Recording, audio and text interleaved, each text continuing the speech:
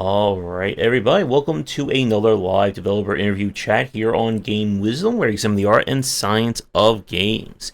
We have another great conversation lineup for this afternoon, or for those of you enjoying this recorded. My guest is the team from Soyboy Games, who just released onto early access their kind of third-person shooter action roguelike, Cowboy 3030. We had a chance to play it on stream, and we're going to chat with them about development of the game and anything else that pops up. So, please welcome from the studio, George and Vivian. How are the two of you doing today? We're great. Hi, everyone. We're Hello, good. everyone. Thank you for having us here, Josh. Not a problem. Thanks for expressing interest in coming on and chatting about the game. And as I tell all developers and for everyone watching, if you are working on an upcoming game or just want to chat game dev with me, I'm always looking for guests. But yeah, like I was saying, like just before we start, we checked out Cowboy 33. I think this was like a demo, like a few months ago. It was probably from one of some kind of Next Fest. It's been so many of them that we covered. But I'm glad to see that the two of you put the game up onto early access, or it's out now. So we definitely have a lot to discuss. So to begin with, can you talk a little bit about kind of like introduce yourselves and like who you are and what is Soyboy Games?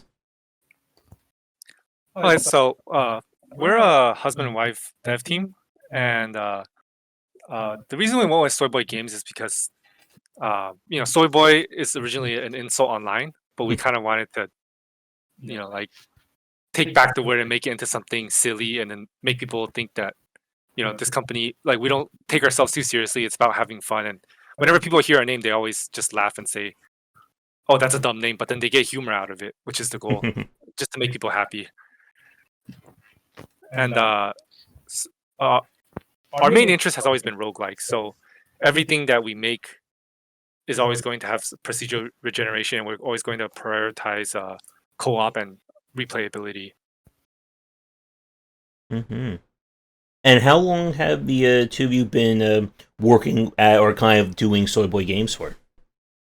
So Soyboy Games, we started about 5 years ago. So 4 years ago. 4 years? Yeah. Oh, 4 years It ago. was like at the beginning of COVID where everyone was just at home.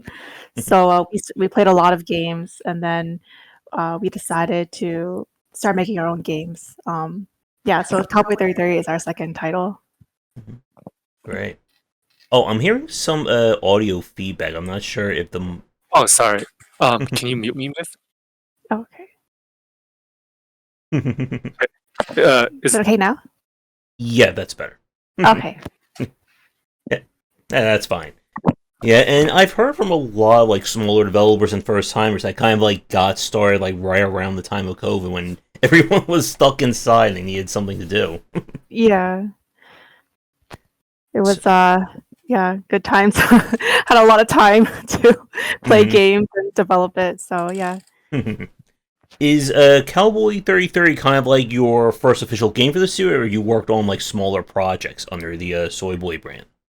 Our first game was Kung Fu Cowboy, so another cowboy game, but Kung Fu. It was a 2D side-scroller roguelike platformer. That was our first game that we shipped, and this is our second game that we worked on. Yeah. Okay. And what attracted the two of you to doing like roguelikes and roguelike design? So roguelikes are my favorite genre, and then I really like how roguelikes are composed of a bunch of prefabs and they randomly generate together, and then they have a lot of replayability. And then also roguelikes don't demand for you to put in a long play session. Like, you can play just 30 minutes or an hour. It's not like something with a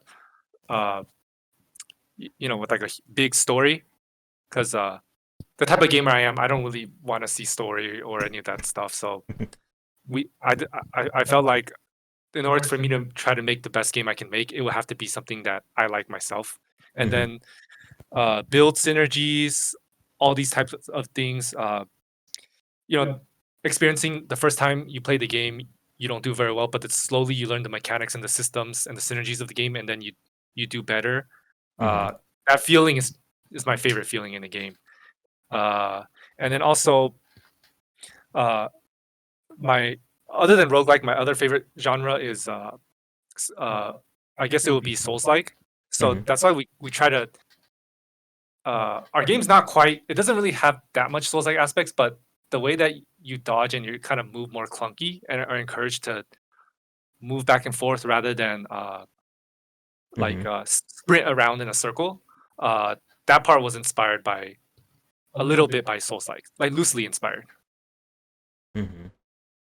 And I guess for you, Vivian, what kind of games did you like to play? Do you enjoy roguelikes as well? Yeah. Some of the games that I played like from the beginning were like Spelunky, so I like like hard games and roguelikes, and Dark Souls. for a period of time I was really into Fortnite, so I love shooters. Oh yeah, I just like third-person really shooters. sweaty games, basically. Yeah, she likes sweaty games.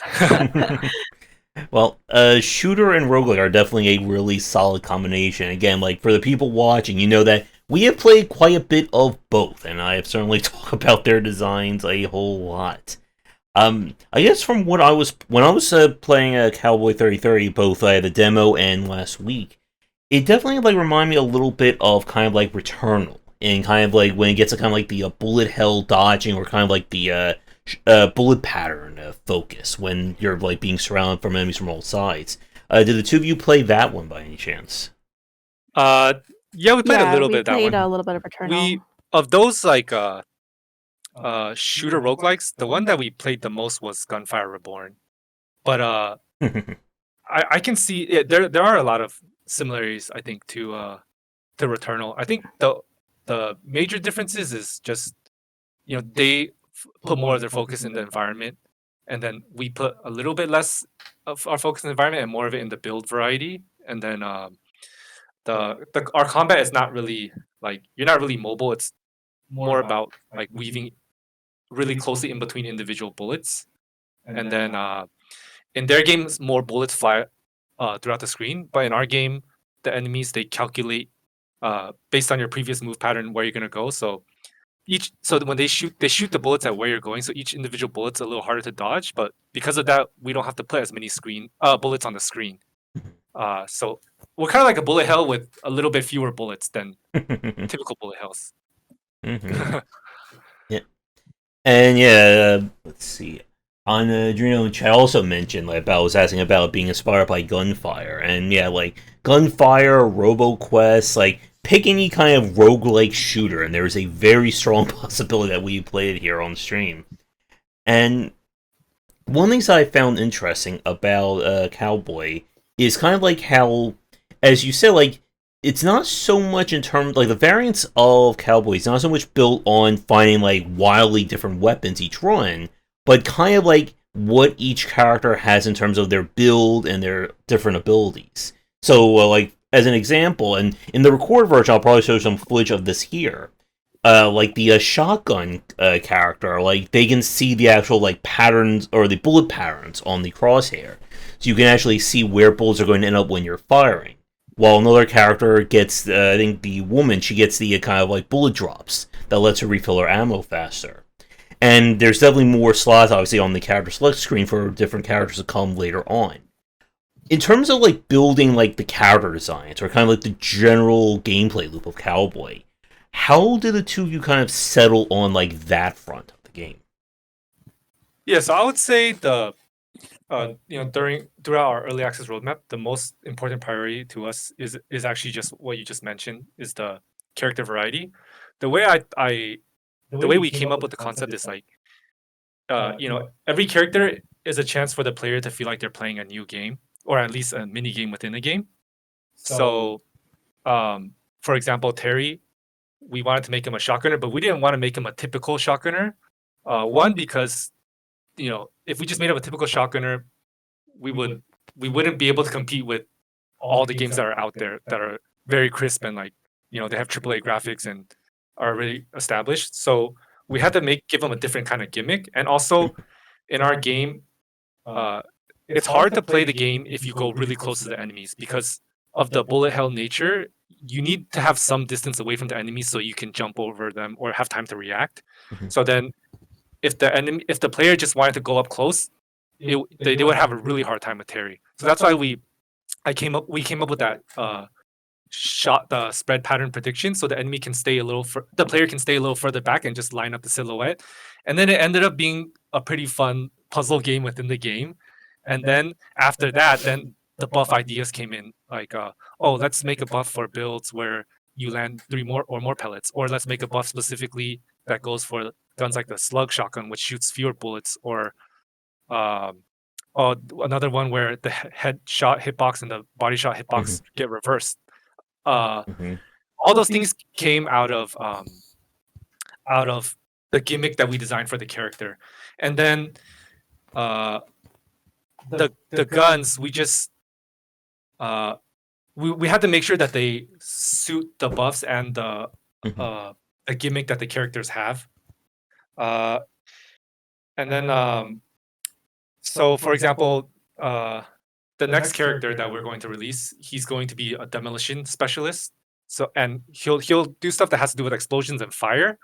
And then his gimmick will be, so his grenade launcher is similar to, I guess, kind of like the Demo Man from TF2, where you shoot the bullet and then it'll bounce a bit. And then his gimmick will be, his buffs will synergize around how many times you make your grenade launcher bullet bounce before it hits the enemy. So that's another mini game that the player will play. But yeah, it all centers around trying to add in replayability and make the player feel like they have a completely separate goal from the previous characters and are playing a different game. Mm-hmm. Yeah, and speaking about kind of playing a different game with each character, you mentioned, of course, a few of the kind of passives you can pick up.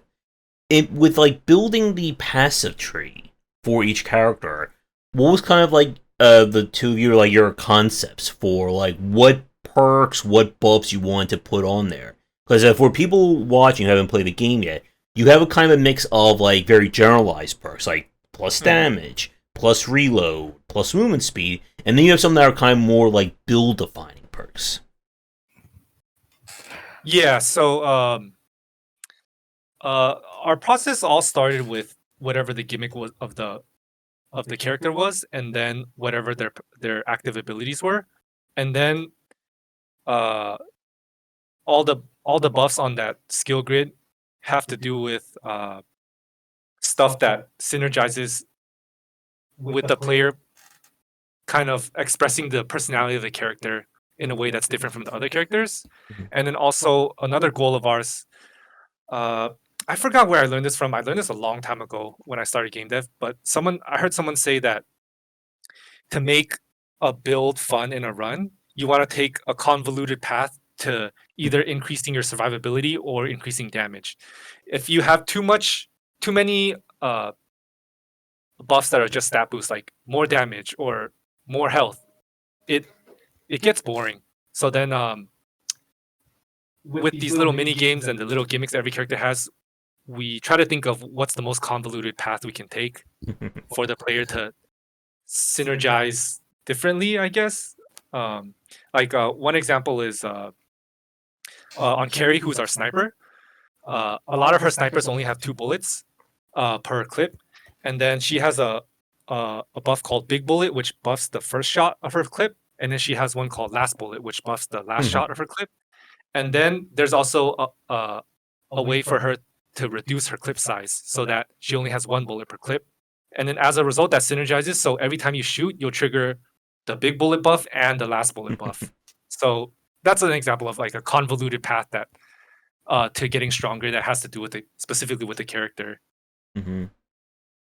Yeah, and when I played as her, I had like the one that gained bonus damage if you're moving to the left, and I put the one that gained bonus damage moving to the right. So when she's always moving, she's always gaining bonus damage. Oh yeah, that's a good one too. Or you do like Big Bullet and then the Last Bullet, then you have like the first bullet, the last bullet do like damage. And the left eye dominant. And yeah. The right eye dominant, like so you do damage like either way. Yeah.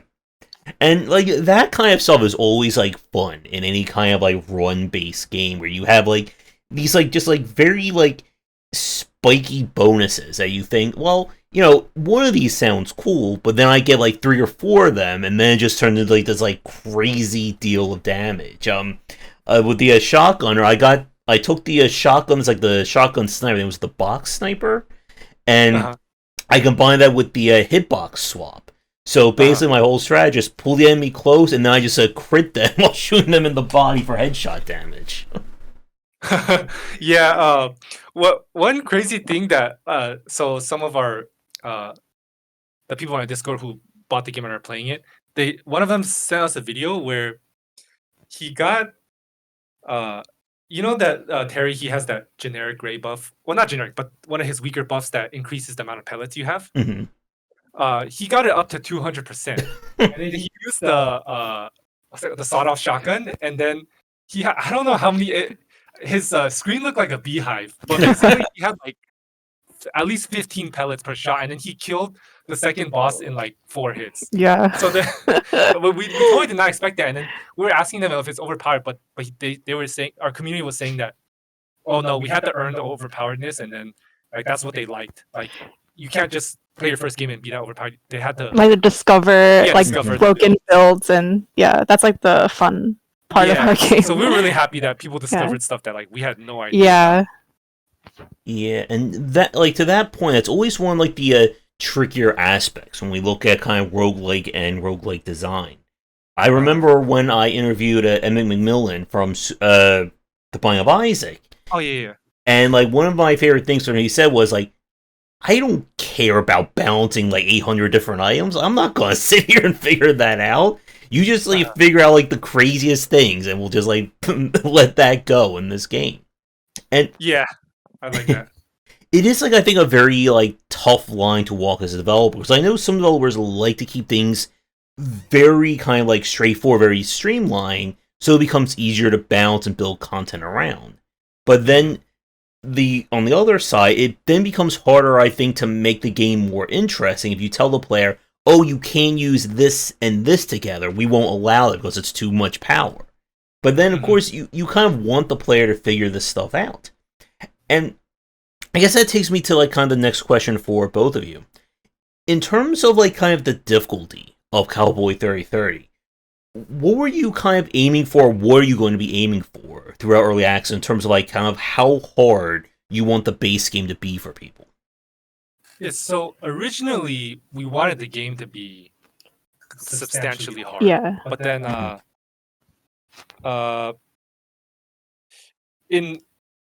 I guess, you know, if it's too hard off the bat, like, you know, gamers have a limited amount of time, so we have to give people a reason to want to spend the time to get good at our game, which initially when we first had our prototype, we did not do a good job of that. So then we settled on, let's make the game significantly easier than it was before. I would say our game is still maybe not the easiest game, but then it's not as hard as it originally was intended. So we decided to make it a lot easier than before, but then introduce these Havoc difficulties, which are kind of like the Ascension challenge modes in Slay the Spire. Just after you beat it, there's modifiers that make the game harder. And then we decide that for the players that really like the game, that's where the challenge will come in. But for the players who are playing more casually, they can at least, you know, within not too many runs, they can have their first victory. So we decided on that. And yeah, I think overall it's been a lot better for us. And then we're trying to make the game easier. Over these next 2 weeks for the next patch, we're trying to make the game easier to pick up without making the game actually easier. So one of the things that we're deciding to do is we're going to add juice to the game in a way that will encourage the player to play kind of like the proper way, or the more like a way where they won't get hit too much. So one thing we're thinking of adding in the next week is if you dodge a bullet close to it, you know, there will be some juice that will say kind of like DDR. It'll say like perfect dodge, or if you jump right over a bullet, it'll say perfect jump. And then when players see that juice, they'll be incentivized to like do it more often. But then like it's like actually, positive feedback, and then it's a they'll like positive learn feedback. how to play the game properly, and then Yeah. Yeah, that was Vivian's idea. Yeah. But then, like, we can incentivize them to play in an effective way without just giving them more tutorial, because we found a lot of people don't Yeah, read no the one wants to tutorial. sit through like a long tutorial, so you want to like Mhm. provide like helpful hints and juice to like reward the player for And how they then play. from that perfect dodge idea that Vivian came up with, I also realized that we can actually come up with buffs for that perfect dodge too. You know, like something on the grid that will be like plus 30% extra damage after you perform a perfect dodge or something. Yep. So then it's just like a kind of like a snowball. Just it'll help one solution, but then it'll help us with other solutions and help us come up with more stuff. Yeah. And it kind of sounds similar to something I see in a lot of like shmups, like some like the very like super difficult ones. Where they'll have like those like extra little flourishes. Like if you can like you like pixel precise dodge a bullet, you may gain like bonus score, or you do like slightly more damage. And that again, like those are some really good concepts that the two of you are describing there. And it is hard, I think, for a lot of developers in terms of kind of getting what they want that difficulty to be. Because again, like for like people like myself, like I've played so many games I can just like chew through a lot of them very easily.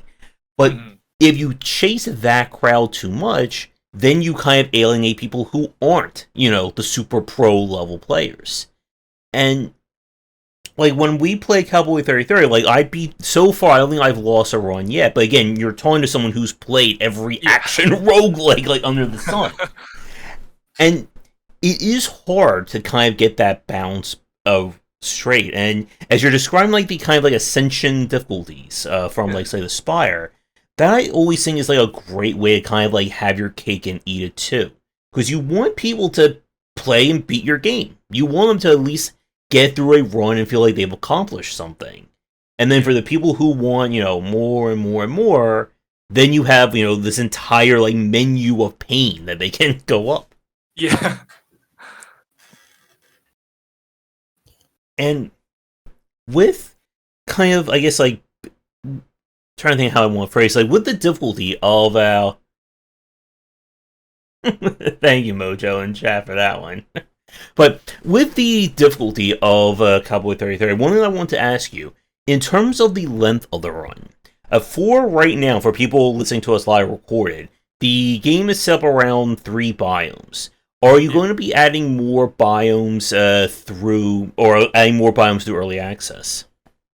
So, in terms of after we finish all the extra unlockable characters, wherever we put our focus next will just depend on the feedback we get. So if our community wants just a straight up extra biome, then we'll do extra biome.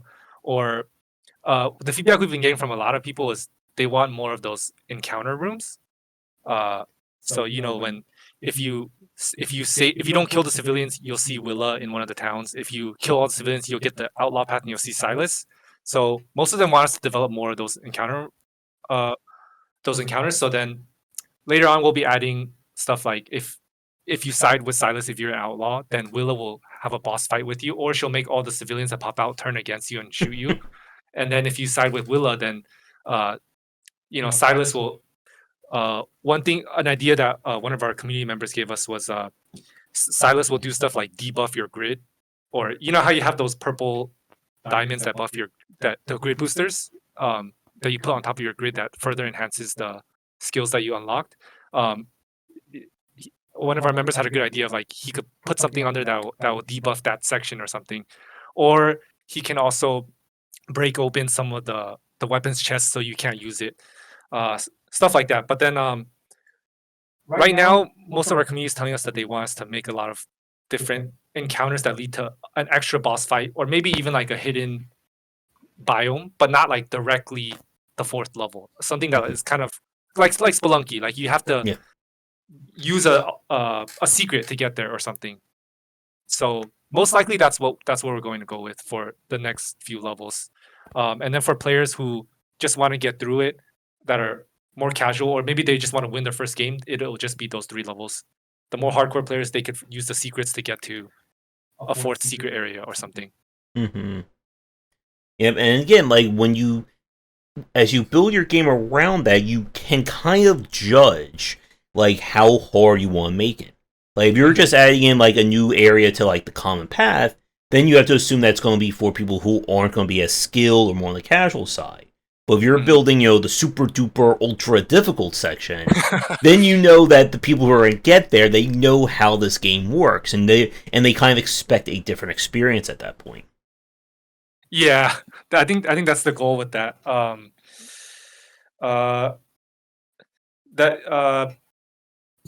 Yeah, I definitely the secret areas will for sure be harder, and it's for the players that are more used to the game. Mm-hmm. One thing I want to ask the two of you about is the weapon designs. So, again, for people who haven't played the game yet, the weapon drops are character specific. If you're playing as the shotgun guy, you're going to get shotguns. If you're playing as the one with the sniper, you're going to get all snipers. With kind of designing like the weapons, what was kind of the approach you wanted to take, especially with both of your backgrounds playing a lot of shooters, a lot of third, first person, that kind of thing? Yeah, so the approach that we want to take is so the way we design the weapons is first we figure out the character's gimmick, and then we come up with buffs for it, and then we have to make sure that within the framework of making sure that every single weapon will work with the buffs, what's the most unique or diverse set of weapons we can make. This is probably one of the hardest parts for us because we need to come up with a lot of weapons, otherwise people will think the game's repetitive. But then at the same time, there's kind of a lot of restrictions. So like for example, with Calyx, his guns need to be a handgun and they need to be able to be spammed like fast single action. So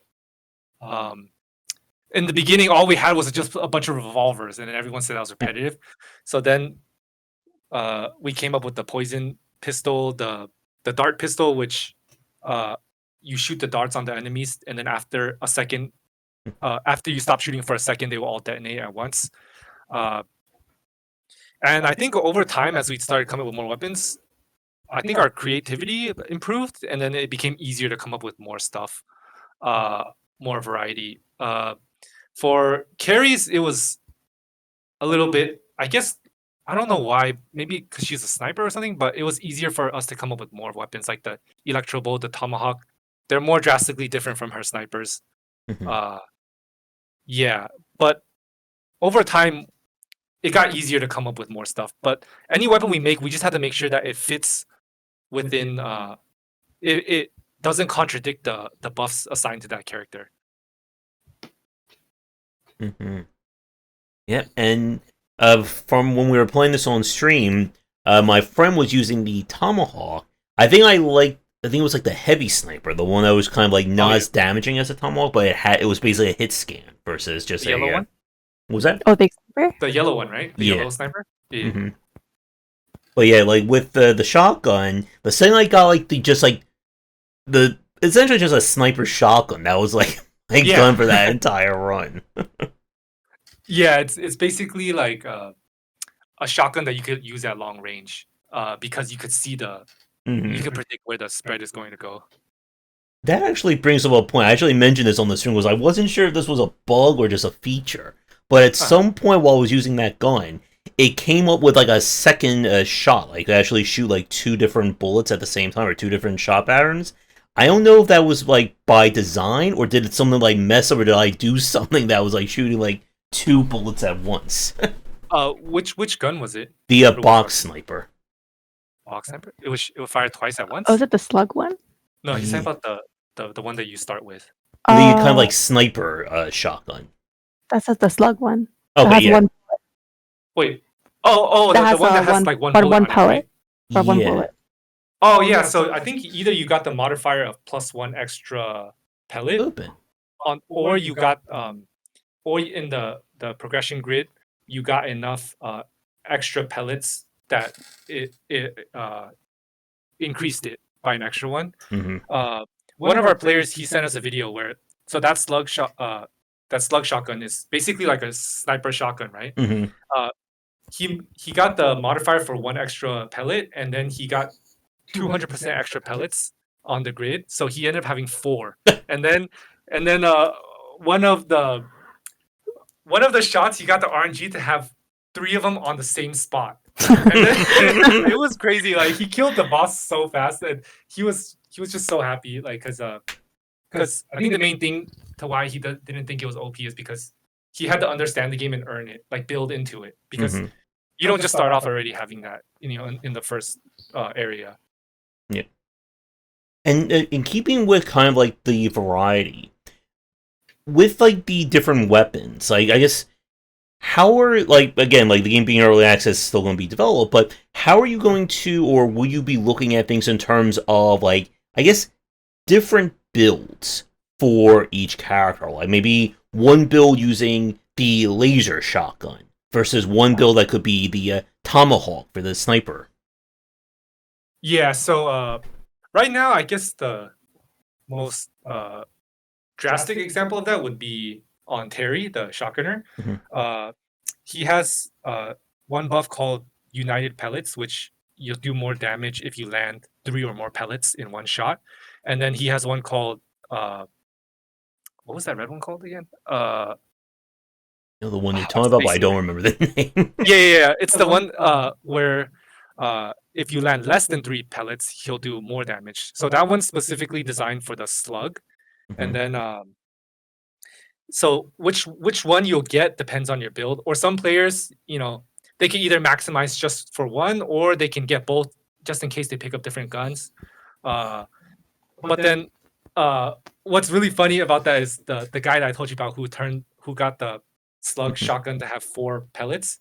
So the slug shotgun has always been, the buff that synergizes with it is the one where you get under 3. But he got so many pellets that it ended up synergizing with the United Pellets one, where you want to land more than 3. So that was I had no idea anyone would end up doing that. But yeah, Terry would be the most like drastic example of that. I guess another one would be what we talked about earlier with Carry, where depending on your build, you might want to increase your bullet size, your clip size, and then not get the mini clip buff, because the mini clip one reduces your clip size by 1. But if you get the synergy that we said earlier, big bullet and last bullet, then you want a smaller clip size. So then some carry players will want more depending on which path they're going, or some will want less depending on which path they're going. Speaking about the path on the perk tree, the one thing I just want to clarify, because I wasn't sure this myself, when you start playing the game, like for a new run, is the perk tree randomly generated, or is it fixed each time you play it? No, it's randomly generated. Okay. There's like a couple parameters where so the ones that are linked to your active abilities, like every character has 2 active abilities. The ones that are linked to your active abilities, they're closer to the middle, and you'll get, it's easier to get those, but it's random which ones spawn and where it is. And then the ones that that will trigger even when you don't use your active abilities, that will just increase your damage, those are stronger, so we put them farther away. So for example, the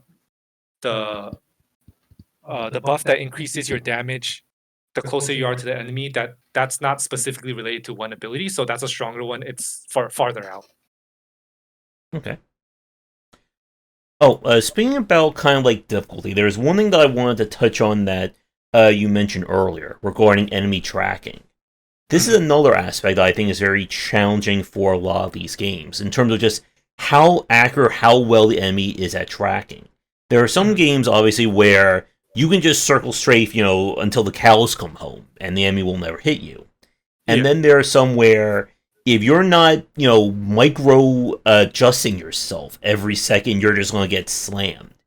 With Cowboy 3030, and for the two of you, like, kind of balancing that out, how did you, settle on just, how much tracking you want the enemies to do in it?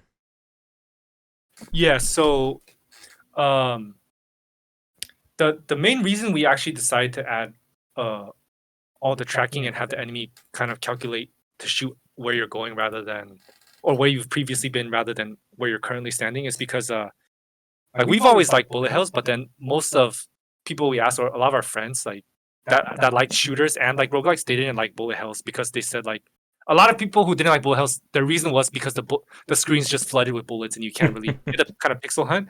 So then we thought of how can we kind of solve that issue while still maintaining the advantages of bullet hell. Because what we liked about a bullet hell is that you don't have to take cover. You know, it's more about being in the open. It's unique for the current shooter like landscape.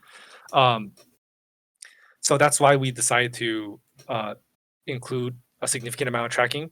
But when we first started the prototyping, the enemy tracked really accurately. So then players who played the game like a movement shooter, like they went in a circle and then but whenever a bullet would come, they would dash, but then they wouldn't change directions. They kept getting hit and then they had a really hard time. So then we kind of adjusted it a little bit where you still benefit by changing directions and strafing back and forth and confusing the enemy. But if you move in a circle like a movement shooter, if you jump and dash at the right time, you can still succeed while playing the game that way. So we kind of dialed back the tracking a little bit. So yeah, it's not quite like dead on 100% accurate tracking, but it's a lot more tracking than a typical bullet hell. And with kind of like the different bullet patterns as well, what was it like kind of figuring out what kind of bullet spreads and patterns you want for the game? Because again, we've been talking about a lot of like the bullet hell inspirations for it. And there is quite a variety that we saw, from kind of like the bouncing bomb that every time it lands, it creates like the little like echo of a bullet pattern, kind of like X or cross patterns, and even what was like the third boss who kind of just like fills the arena with fire and then just like starts like charging and dashing around. Sorry, what was your question again? Kind of like figuring out or coming up with the different bullet patterns you wanted for the game. Oh, the way we came up with it was, it stems off of our initial intention with the game, which was, for sure, we do not want the player to rely too much on cover. That's why, but at the same time, you know, when the player's first learning, they're gonna need some cover. That's why we have cover. But then we make sure all of it's destructible, so they can't rely on it forever. But we want the player to so offensively, we want the player to play the game like it's a shooter, but then defensively, we want the player to play the game like a platformer. So then in coming up with those X-shaped ones that you talked about, or the bouncing one that it makes that echo circle that you have to jump over, we want to do stuff where it encourages the player to jump around, to either jump or dash. Kind of, so the inspiration kind of came from, what obstacles do you see in 3D platformers like Mario or any of those games? We want those to be the enemy's attacks, and then the way that you fight yourself should be more like a shooter or a hero shooter. So you're defending with platforming and dashing, but then you fight with like a shooter. So that's how we came up with the enemy designs, by looking at 3D platforming games. Yeah. And with kind of like keeping with the difficulty that you're setting out, like there's definitely a lot of ways you can go. Again, like for people who miss when we play like Returnal, like that would be definitely like the extreme end. If we're, as you said earlier, like people who find bullet hells a little too much in terms of just like, here's just a screen of death. Enjoy. Yeah. Oh, one other question I wanted to ask you about with the bullet patterns. What was the decision to have kind of like two different types of bullets? So for the people who haven't played the game yet, so you have the red bullets that you can either dodge using like your iframe dash or just avoid, and then blue bullets by default you must actively dodge. You cannot kind of do like your iframe dodge through them. Yeah, so initially, we only had one type of bullet. I think they were just orange or yellow or something, or purple. But originally, you could dash through every bullet. But then, you know, like what I touched on earlier, we want to have the aspects of a bullet hell where you rely on platforming to dodge. But then we did not want to have a lot of visual noise. And then the problem that we were finding was that since you could dash through every bullet, no players would get hit. And then in order for the players to get hit, we had to have put a lot of visual noise. So since we didn't want to flood the screen with too much visual noise, then that's when we decided to add the blue bullet. Yeah, but that was it kind of just happened through problem solving. Initially, we intended one, but then we had a problem, and then we created the blue bullet to address it. Okay. And chat or a message from chat from Where Do You Learn to Fly? I just want to know when is the official release? Again, for people who are watching this live or recorded, Cowboy 3030 is in early access right now. Do you have any kind of tentative release date or plan in terms of like the schedule? We plan to develop the game at least until end of the year, as we like roll out new content, and then we plan to have split screen co-op too. That's one of the things that many people requested. So I think we're planning for end of this year, but we also want to release on console too, so that we do a 1.0 release. Then we have to think about porting to consoles, and that takes some time too. So yeah, I guess it depends like how early access development goes. Yeah, and that like I want to ask you, Josh, did you play on mouse and keyboard or controller? Keyboard and mouse. Oh, okay, because I just remembered something when Vivian brought up the console ports. So we added one extra form of using juice to teach the player, where did you notice that when the enemies shoot bullets, there's like a line that projects where the bullet's gonna go, and then it lights up when you walk past it, right? So you know that you're on the path. But on the controller, your controller rumbles when you walk past it. So that was actually, yeah, I just remembered that. That was actually a way that we've been learning recently to use juice to teach the player without having them read a tutorial. And then I think more players will see that once we release the console ports on controller. Yeah, I think console was highly requested because we exhibited at LA Comic Con with the mix, and then we had a lot of people that came up to our booth was interested in playing the game, and a lot of them were Only console. So then we Xbox could increase all the time Switch. for console. So yeah, we definitely want to work on that. Yeah, so hopefully end of this year or sometime next year is the full release. Okay. Oh, and then I saw another question: which consoles are getting ports? Definitely PlayStation, Xbox. PlayStation, Xbox, and then we're also going to work on Switch, but that will take a little bit longer. Okay. And one other question regarding multiplayer that I want to ask. For right now, for people listening to us, the game has up to 4-player co-op. Does it scale in any way as you add, 2, 3, or the max players to the game? Yeah, it scales. So, there's a few parameters that scale. One of them is in the rooms. The more players you have, the more enemies will spawn out, and then we kind of have a restriction right now where at a single moment, only one enemy is allowed to shoot at once. Kind of like what Rocksteady did with the Arkham games. Only one enemy is allowed to hit you at once. But then the more players you have, the lower that cooldown is. So the faster enemies are allowed to shoot you. And then another thing we did is because a lot of other PvE co-op shooters, what they do is increase the boss's health by a lot. But then if all your teammates die and you're the only one left, you're going to feel like, oh, this game is really spongy. So then what we did is we did increase the mini boss and boss's health in co-op, but not by as much as a normal game would. We increased it by a little, and then we made the player take a little bit more damage too. So because our goal is we do not want the game to ever feel spongy. So in co-op, you take a little bit more damage, and then I think those are the main points. And I think the boss is also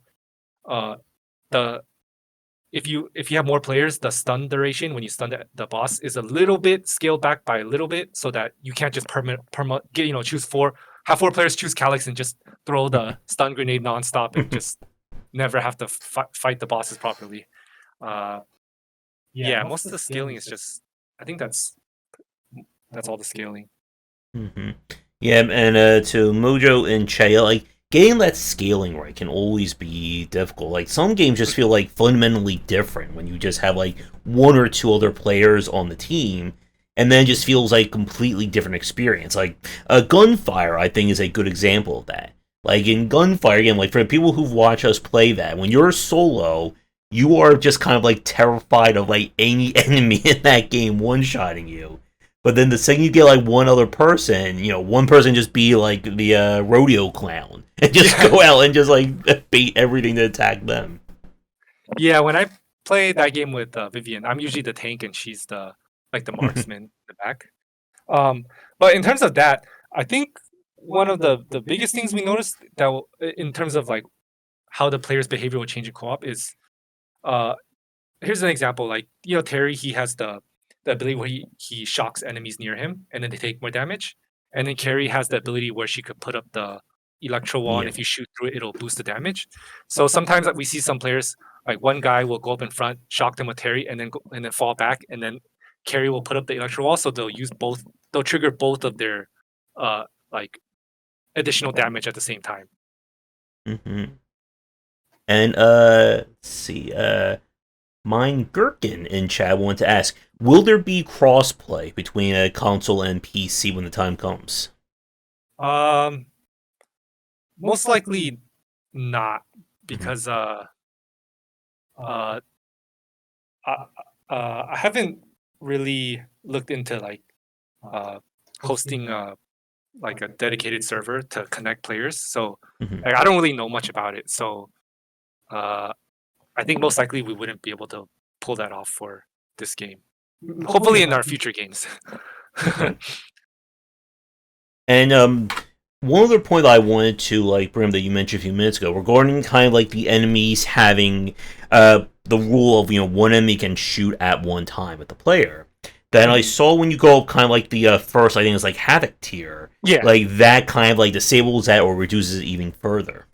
yeah, yeah. So um, uh, I guess it's kind of like when a player, before they be in the game, we need to make sure not too many enemies shoot, so it's not too hard. But then as players get more experience, they don't need those kind of training wheels, I guess, anymore. And then a lot of the really good players, when we watch the gameplay videos they show us, they can handle like 4 enemies shooting at them at the same time.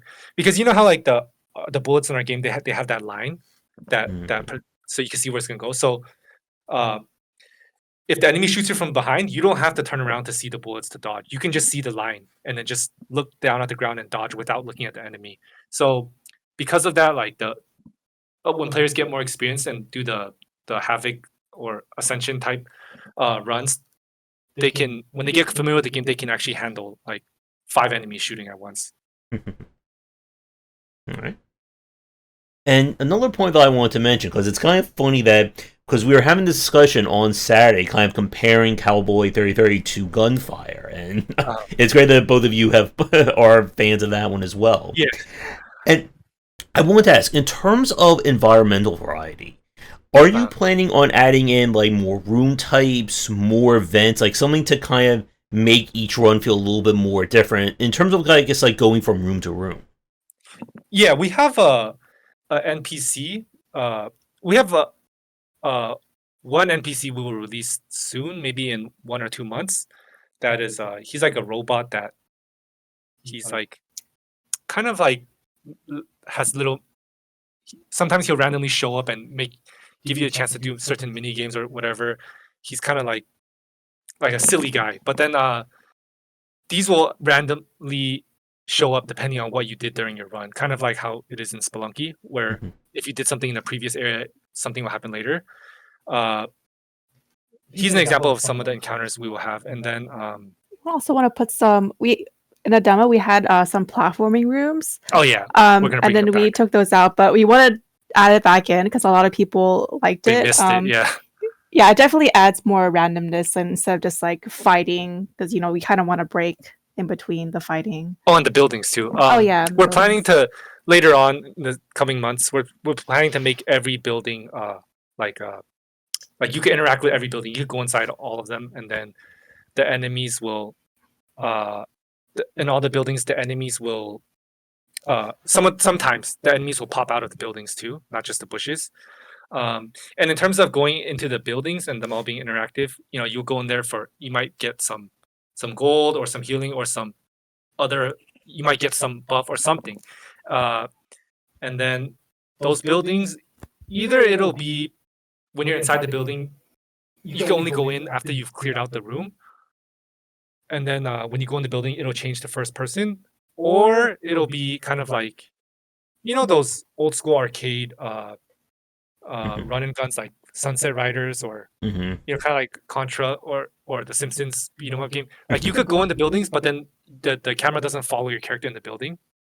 Mm-hmm. Like it'll zoom out and then it'll just have like some dialogue or something, and your character walks back out after they picked up the whatever buffs inside. It'll either be like that or it'll change to first person. But we're definitely planning to make all the buildings interactable to feel more like an actual town and have each room feel more consequential. Mm-hmm. Yeah, and I'm glad that you mentioned having like platforming rooms as well, because that was another thing we were thinking about in terms of like the moving and the jumping in the game. Yeah, actually, a lot of when we had that in our demo, a lot of players liked that. When we took it out, a lot of players said they missed it. Um, the so originally it will be like you'll go into the room and you'll be in this area, and then the enemy will spawn across a ditch or like some gap, and then you fight them, and after you kill them, then you platform across to get to the next area. And the reason why we took it out is because uh, the in platforming games there's something to symbolize danger like lava or water. Like if you fall off, like where the player will know right away if they fall off they'll take damage, right? So the way we conveyed it is we put like this foggy mist, but then there was a lot of artifacts on the screen, so it kind of like it wasn't visually appealing. So then either we're going to change it to something else instead of a mist, or we'll just improve the mist. But once that's more fleshed out, we're going to bring back the platforming. All right. As a quick time check, we are just over like 15 minutes into the chat. I figure maybe another 10 to 15 minutes that works for both of you. Yeah, sure. It's perfect. Okay. And for chat, consider this going to be kind of last call for any questions about Cowboy 3030. So if you have any, please get them in, and we'll get to them if they show up. So, with kind of developing, I guess, like, as we were talking about in terms of, like, the future of Cowboy 3030, you mentioned that you're planning on putting it into early access, keeping it early access for at least a year, with more content, more updates. I guess, with kind of like the plan for developing the game, this is something I always like to ask like developers. Like, as you said, like this is kind of like your first kind of like take on this kind of design. I guess, how are the two of you like, I guess, scoping or planning out the development of the game, like through early access? It's mostly based on feedback. So the more rigid schedule that we already planned out ahead is we are trying to release a new character each month, because we realize that the new character, since they have a completely new skill grid with them and new abilities and weapons, that adds the most replayability out of anything we can add to the game. Mm-hmm. So that's our main priority, and we're not going to deviate from the schedule of adding new characters periodically. But then everything else, like, it's just based on feedback, what players want to see, whether it's the secret 4th level or the increased encounters. All of those things is just based on what the community has been telling us that they want. Are you considering or planning to add in more enemy types that will show up? Yeah, so we actually already have 3 more bosses modeled already that we've finished modeling a long time ago, over a year ago, and then we just haven't put them in the game yet. But we're planning to have to put them into the existing levels. So, for example, the desert canyon area, the boss is called the Blade Mistress.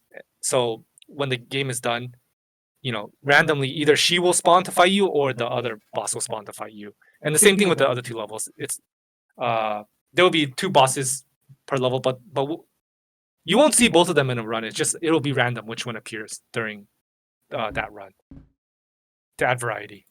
Mm-hmm. Yep. I was actually that was going to be one of the questions I was going to ask you about, having kind of like different bosses who can show up in each one of the biomes. Yeah, and one more thing is so I think I mentioned earlier that like if you go the outlaw, the bad guy route, there'll be different degrees that you can go evil. Like you could go a little bit evil or very evil, and same thing with the hero path. But if you go the full evil path, then at some point later on in development, we'll make it so Willow will show up and she'll fight you for a boss fight.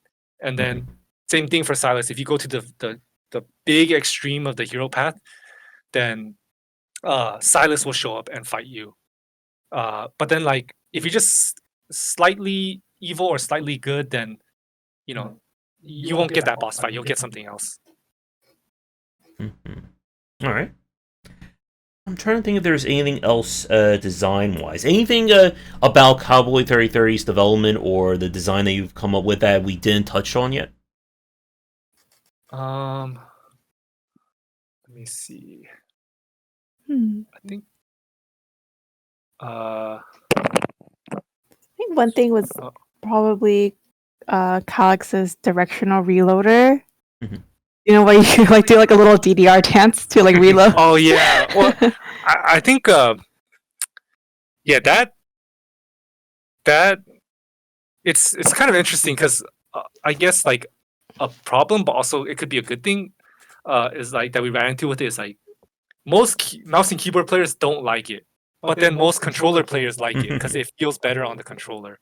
So I don't know if our plan is to we probably won't make it different depending on which input device you use. But yeah, that's something we completely did not expect. All the controller players gave us good feedback on it, and all the mouse and keyboard players said that they didn't like it. Or some of them liked it, some of them didn't. But then with controllers, it was unanimous. And I guess another question regarding the weapons. Are you planning on adding in more weapons for the classes or the characters that are already in the game? Or is that kind of set now? No, we're going to add more. I think so. Whenever we come out with a new character, then in the following weeks after that, we will kind of do a sweep through existing content. And what I mean by a sweep is like, so for example, we dropped the new demolition character. Then in the next 2 weeks, we'll go back to the existing characters and add more buffs and more weapons. So every time we come out with a new character, we'll go back and do a sweep of new content for the existing stuff. All right. And I just had a question that I forgot. Let's see. Weapons, enemy. Well, I just had something it completely blanked out. We'll see if it comes back up in the next few minutes. Yeah, I always blink out. I just blinked out earlier too. So, any other questions from the chat as we start to wind things down? Let's see. We talked about the weapons. We talked about enemies, level. Mr. It is. They are a husband and a wife team. Where did you learn to fly? I think that should do it. I guess anything else in terms of Cowboy 3030's development that you want to touch on? Well, do you have any like advice for us on like what you think could be better about the game, or something that will make it either more approachable for players playing for the first time, or make it even better for the players who are already really into it, or anything? Yeah. Actually, that just popped up the question I had for the two of you too. That just reminded me of it. Before I forget, in terms of the Havoc levels, do you have any like really like nasty surprises planned? Anything you can tease in terms of like additional difficulty modifiers you're going to add? So I think the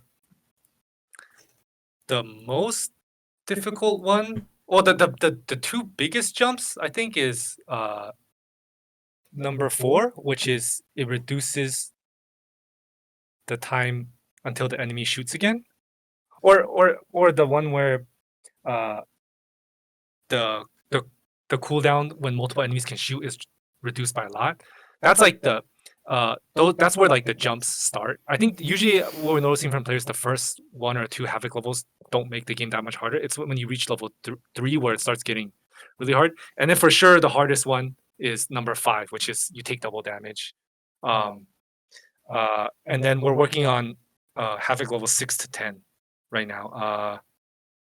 The communities, we're basically just designing around whatever the feedback the community gives us on uh, what they want to play with as the restrictions, and they gave us a bunch of good ideas. So we'll probably use a couple of them for havoc level 6 to 10. Okay.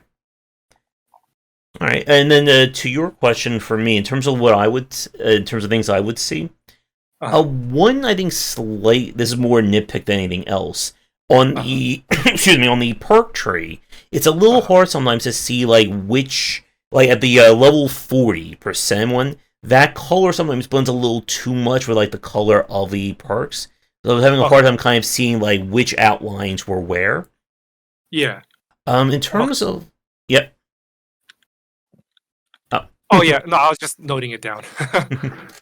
In terms of the gameplay itself, I think the only thing that was kind of like limited for me was just it did feel like it started to get a little bit repetitive, like over the run. Like there wasn't like a lot of run variety. And again, like you're talking to someone who's played so many of these games, so I was kind of getting through it very quickly.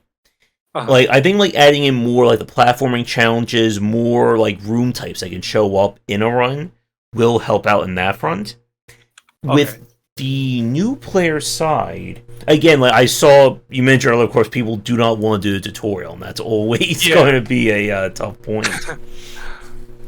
I like the GUI elements you have in the game, where, as you said, like the kind of shot projectors that show you like where a bullet's going to come from. I think that's very handy. Is there, speaking of that, are there any indicators, like as you're going to start having enemies or more enemies fire at the same time? Will there be any on-screen indicators? Like, let's say there's an enemy that's like over there off-screen shooting at me from my side. Would there be an indicator to let the player know that, hey, there's a shot coming from over here? Yeah, so the indicator right now is if the enemy's behind you, a red skull will pop up on your UI, and then if they're about to shoot, the exclamation mark will pop up on their skull. But then I think a lot of our players don't recognize that the exclamation is popping up because it's to the side of your screen. So I think we definitely need to add better juice to it to maybe make it expand more or something. But there's currently that, but I think most players don't recognize it when they're in the middle of aiming and fighting. Oh, one thing that we were talking about when we were playing this multiplayer, having the different like boxes for like the different gun lockers, like kind of like said like hidden in each room.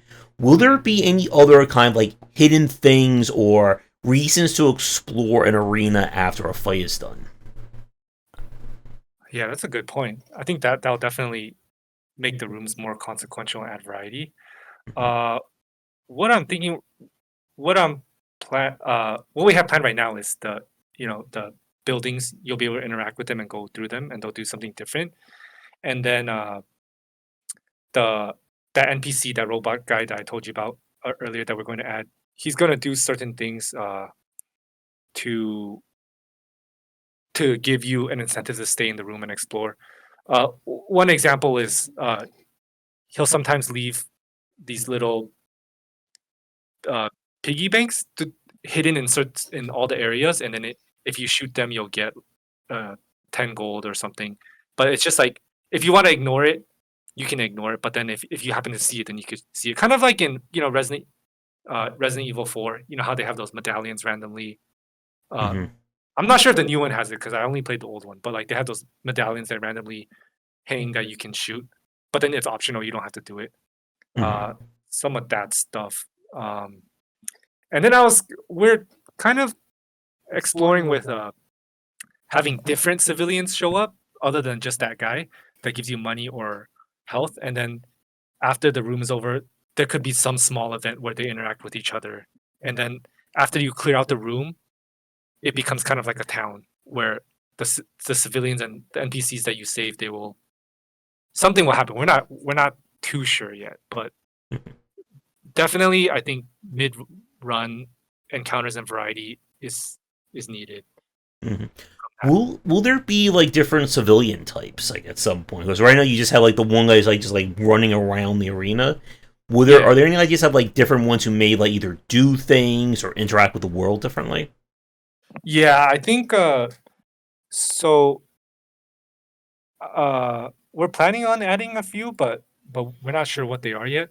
One thing we have planned is some of the later civilians, they might be taller, and like it sounds like just a cosmetic thing, but their hitbox will be bigger if they're bigger. So they'll be maybe they will give you a bigger reward, but they'll be harder to keep alive than that small guy. Um, as to what they do or how they're different, we're not sure yet, but we are planning to add civilians that interact differently, as well as interact with each other differently. Um, yeah, All right. Yeah, again, I think always just more environmental, more run variety is really good for like action roguelikes like this. Because uh-huh. like the character designs are really well done. Again, like the shooting is on point. It's just getting someone to replay the game. That's always that challenge in a roguelike atmosphere. Yeah, that's the I think definitely those encounters and like you said, like an incentive to explore the room after you beat it, that'll make a huge difference. Oh, another thing that I think that will benefit from it with what you said about giving us player incentive to stay in the room is that uh, we noticed through this game we learned how important pacing was, because when we first made the game, there was no grid system, Hmm. there was no weapon lockers to pick up weapons. It was just fight, clear the room, go to the next room, clear, and then the combat was kind of similar to what it is now, but the big problem was it's so exhausting because Hmm. the players will fight the whole time. So then, like we learned that pacing matters a lot. Like if you actually spend 30% of the time fighting and 70% of the time exploring the room or on progression, it actually is more fun than if you spend 80% of the time just fighting. So I think those encounters will also give us the benefit of having better pacing too. Hmm. Yeah. And just like being able to break things up like that, it kind of helps like make the game a little bit more, I think, digestible for people as well. They know, okay, the fighting is done. Now I can go, look for items, or I can do a bonus challenge, or stuff like that. Yeah, yeah, and then especially in multiplayer in co-op, I feel like players will even more so want to mess around in the room after and like oh, what did you get here, or all that stuff. I feel like even in co-op, it'll the downtime will be even more essential. Hmm. One thing I have to ask: Uh-huh. are you planning or have any thoughts of adding friendly fire into the Yes, multiplayer? yes, we are. So I think we're going to have kind of like modifiers, but in your lobby room of multiplayer, I guess you could kind of think of it as Ascension mode, but co-op only. No, sorry, our game is called Havoc. Uh, Havoc mode, but only for co-op. That has to do with your interaction with other players. And then one of them, probably the first one, will be friendly fires on, and then you'll get the achievement along with the current Havoc achievement together if you beat them. But that the friendly fire will be one of them. Um, yeah, I'm not sure what the other ones will be, but it's definitely planned. Originally, we actually wanted to make friendly fire mandatory, but then during playtesting, a lot of players like, especially when it was the first time they ever booted up the game, they really struggled with it. So it'll probably be a modifier later on. Right. And one thing that I have to ask, in terms of enemy designs, are you planning any kind of like super giant robots to fight, kind of like the golem from Gunfire? Oh, uh, I I was thinking of kind of like a giant mech that is kind of like a robotic spider that is on top of the room, and then that fight will be like it'll shoot down at you and be above, and it'll kind of play out more like a traditional bullet hell where there will be tons of bullets on the screen. But I'm not sure if we will actually implement it, or that could also be the boss of the fourth hidden area if we end up making a hidden area. That's actually a good idea. Yeah, I think if we do a hidden area, then that will probably be the boss. But it depends on what our community says. Yeah, I think that would be really cool because then we can experiment with more traditional bullet hell elements like slower moving bullets, but then more of them flooding the screen at once. And then if it's in the hidden area, then players will be less likely to be turned off by it because to get to that hidden area, you have to have more experience with the game in the first place. All right. I guess other than that, one other teaser I wanted to ask the two of you about.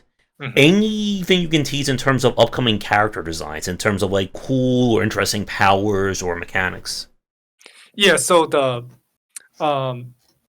the one coming up next is the demolition character. So he'll use stuff like RPGs, grenade launchers, C4s, and then the gimmick with him will be all of his bullets or his attacks, they all bounce on the ground.